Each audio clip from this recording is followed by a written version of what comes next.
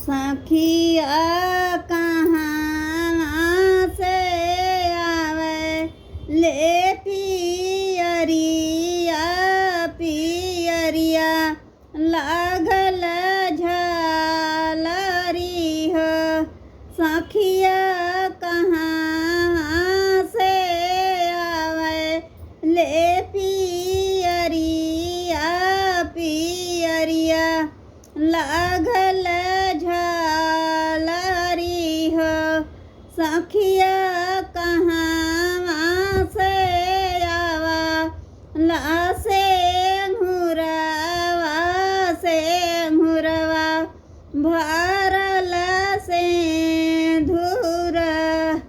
सखिया कहाँ से आवा लासे सिंहरवा भरल से धुर। सखिया लंगाड़ी से आवे ले पियरिया पियरिया लागल झालरी हो। सखिया लंगाड़ी से आवे ले पियरिया पियरिया लागल झालरी हो।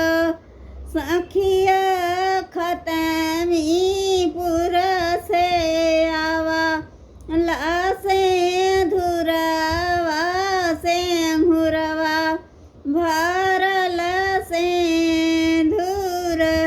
सखिया खतमीपुर से आवा लासे घुरवा भरल से धुर। सखिया कहाँ सोए ललनवा कहाँ उठल सोहर हो। सखिया